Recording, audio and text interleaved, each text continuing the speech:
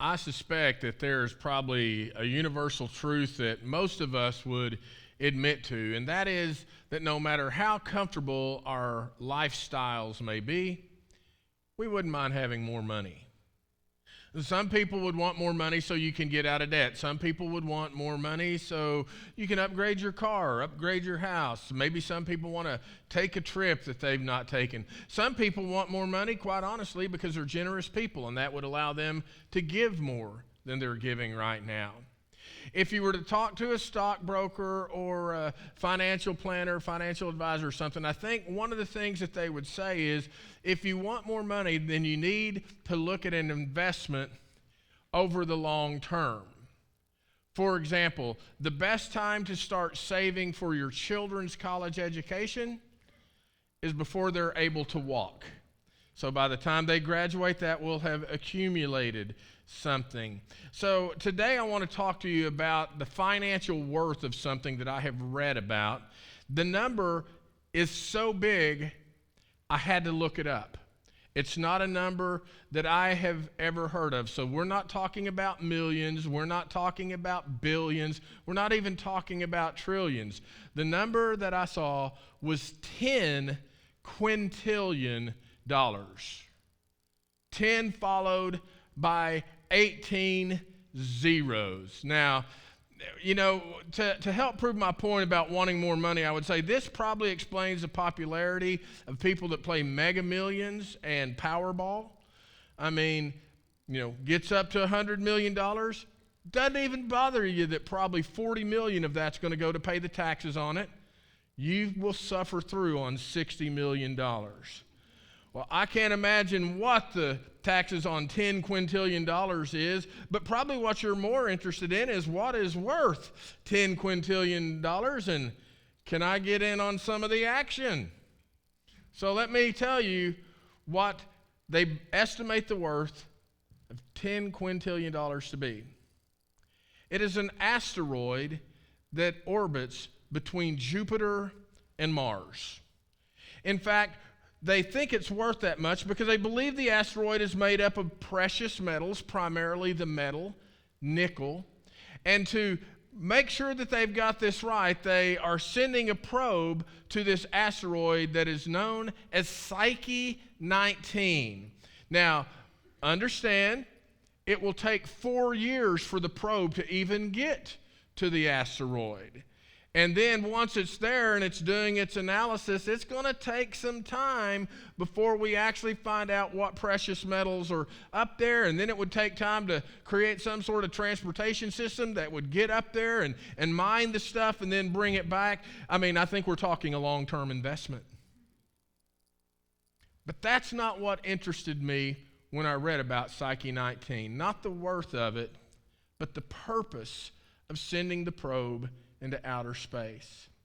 Scientists believe that if they send a probe up there, that a study of the core and the crust of Psyche 19 will tell us how the universe was created, how the earth and the planets came into existence.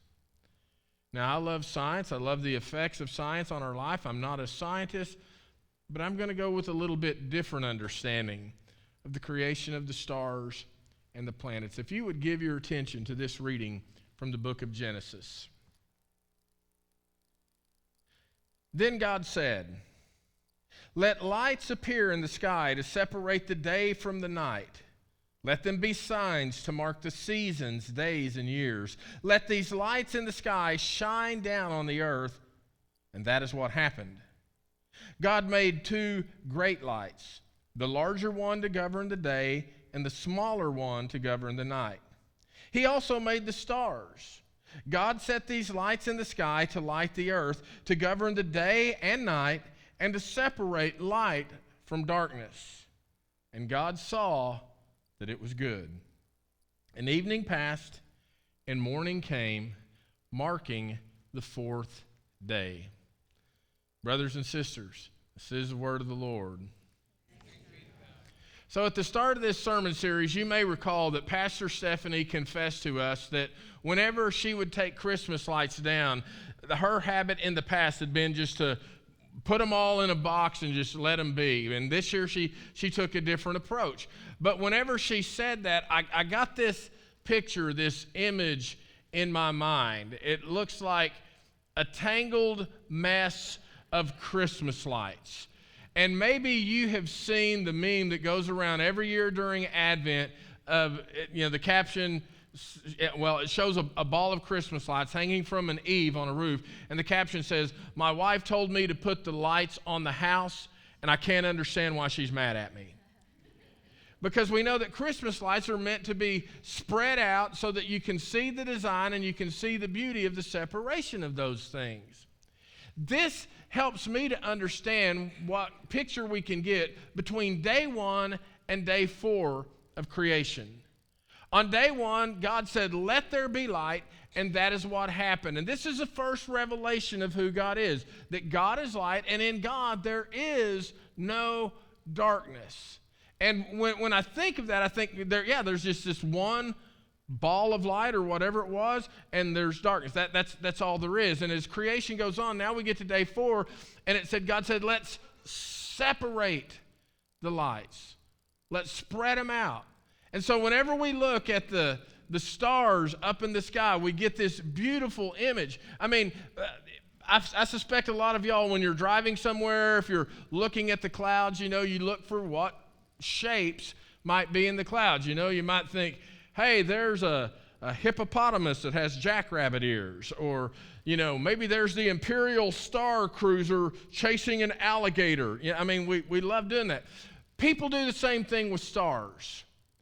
That's why we can look up in the summer sky and we see the Big Dipper. That's why we look in the winter sky and we see Taurus, the bull. We see the constellations. And so when I read on day 4 how it is that God separated the lights into the sky, and I trust that these lights, like day 1, is a revelation of who God is and what God is doing, one of the things that comes to my mind is this. God is a God that creates order, and we see in the universe distinct patterns that repeat themselves. In other words, we know the Big Dipper is only a constellation we typically see in the summer. Now, it's still there, but it's not the one that jumps out in the sky at us.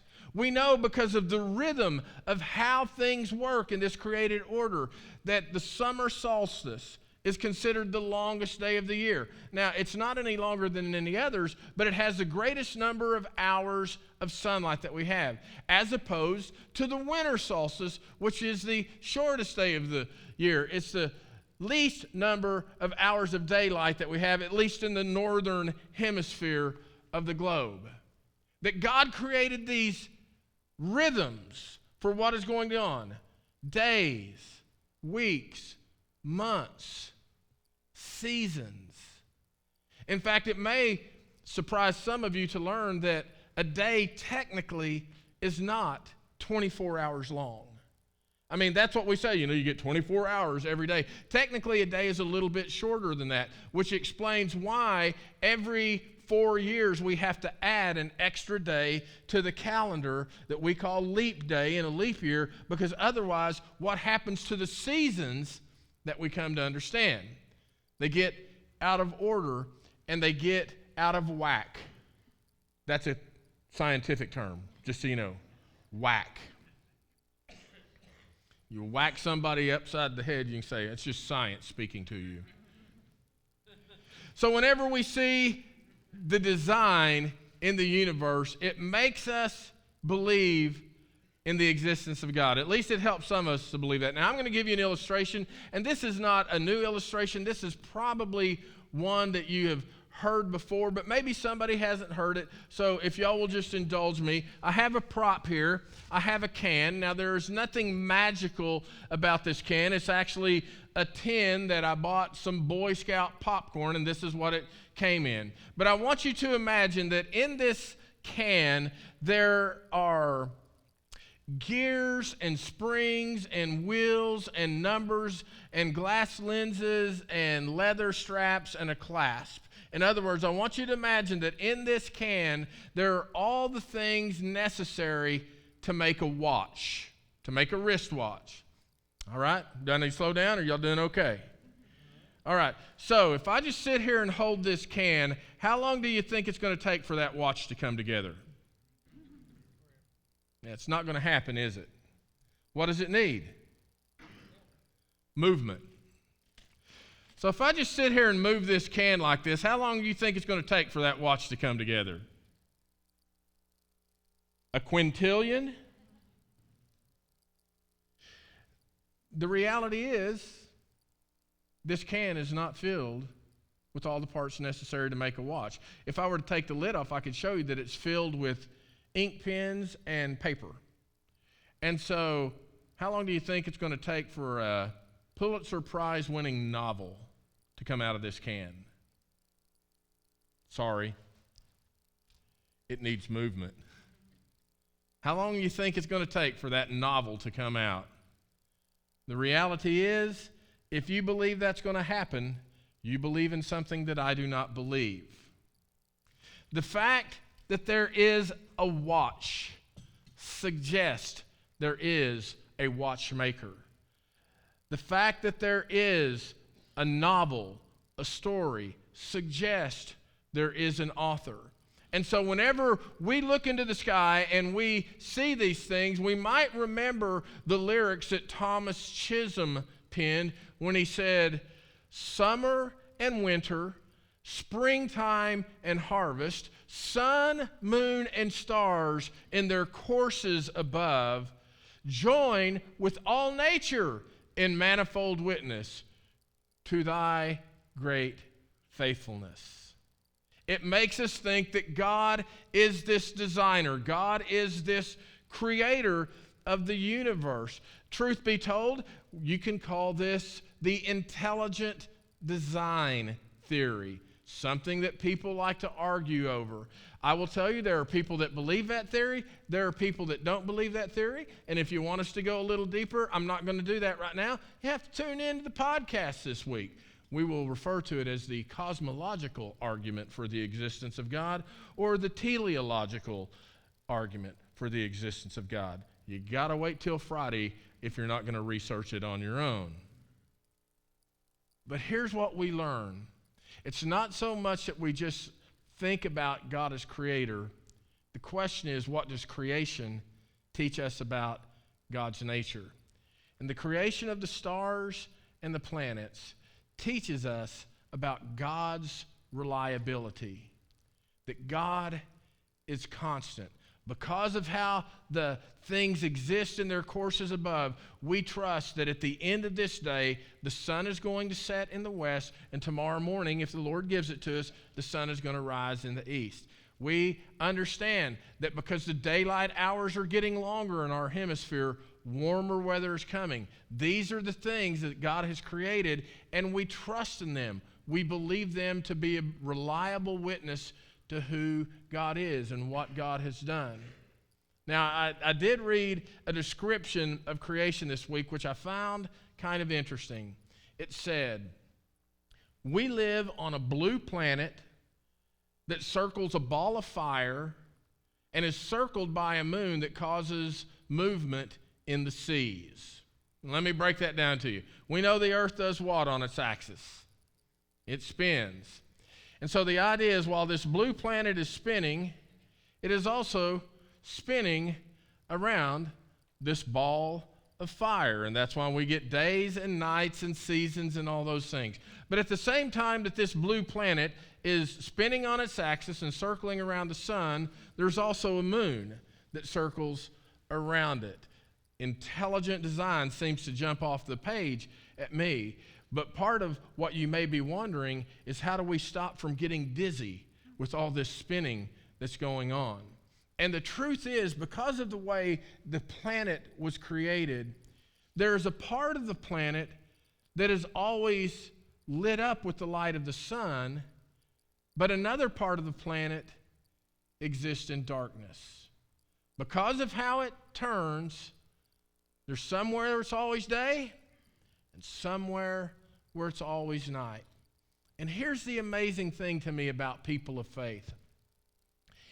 we can see the glory of God as it is declared through creation. And we can see the glory of God as it exists, and we learn and read and study about it in the life of Jesus. And we can see the love of God through the pain and the suffering, the shame, the rejection that Jesus has on the cross, but then the power of God when Jesus is resurrected from the dead. And we believe the same power that raised Jesus from the dead is the power of the Holy Spirit that lives in the lives of every one of us who profess faith in him. And still,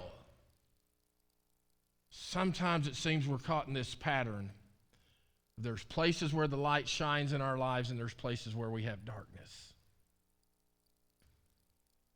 And we wonder, what do we have to do?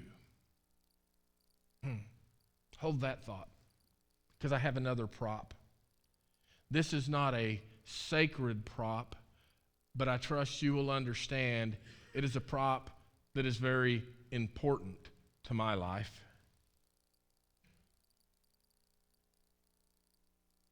You know, there's just something about a baseball bat that makes you want to take a swing. But I know the candles are behind me, and I know the cross is behind me, and I do not think taking a cut at the cross would do anything more than embarrass me, but it might break the bat because that sucker's heavy. You ever played the bat game? It's not Bruce Wayne's favorite game as far as I know. Batman does not play the bat game. But I just want you to think of this. Some of y'all have played this game. It's a popular game. If you ever go to a professional baseball game, there's a pretty good chance that you're going to see this game played between innings. If you've ever gone to a birthday party, maybe this has been played. We played it in youth ministries from time to time. It's a very popular game. It is a race. And the race goes like this. You take the bat, and you set it on its end.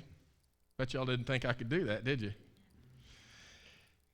Barrel of the bat on the ground, knob pointing straight up. And everybody that is racing has to have their own bat. And the way the race works is this. All of the contestants have to run around the bat, a prescribed, predetermined number of times they run around the bat. The only thing is, you know, the bat's on the ground, and they've got their forehead on the bat.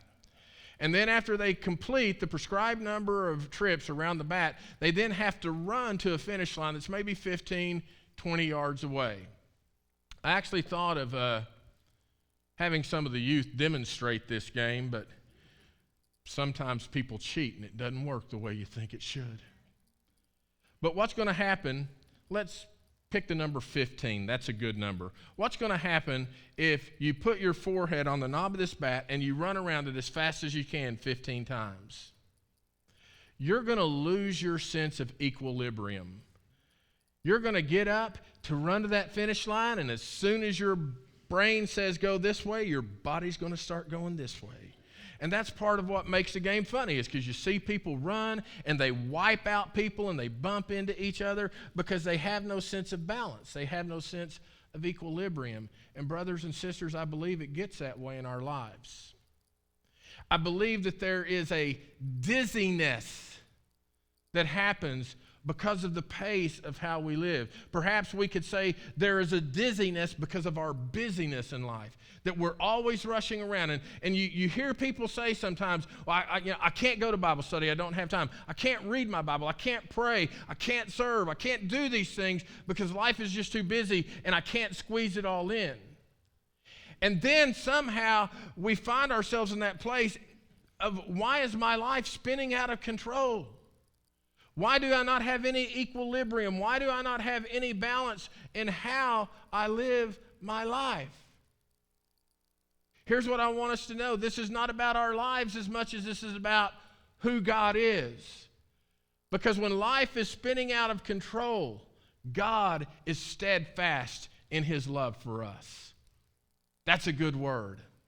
In other words, in the same way that the planet is spinning on an axis, and part of the planet is always in the light and part of it is in darkness, sometimes we live in such a way that there are parts of our life that are lit up and they're good and we can see our way clearly, but there are those other parts of our life that we just seem to be in perpetual darkness, and no matter how hard we try to walk a straight path in following after Jesus, we lose our equilibrium and we fall off the road and we fall into a ditch, and we just wonder, what am I going to have to do to turn this thing around? What am I going to have to do to straighten my life out. Beloved, the thing we ought to know is no matter how reckless our life may be, God is unmovable. God is steadfast. That's why in that song that Thomas Chisholm wrote, it says, "Great is thy faithfulness, O God my Father. There is no shadow of turning with thee. Thou changest not. Thy compassions, they fail not. As thou hast been, thou forever will be." No matter how much we may struggle, no matter how much we may lose our way, God is always there. And when we look at the lights in the sky and we see them in their courses, we understand that God is created that way, and that teaches us and that reminds us of God's unchanging nature, because God is reliable. The sun's going to rise in the east, it's going to set in the west. Some things never change.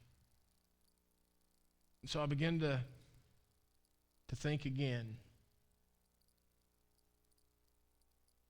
How do I have a long-term investment in my life that's going to pay the dividends that I truly desire? It's not the money. It's the one who created the earth and the planets and everything there is. It's not an investment to reap financial rewards. It's an investment to reap eternal life. This is what God has promised to us.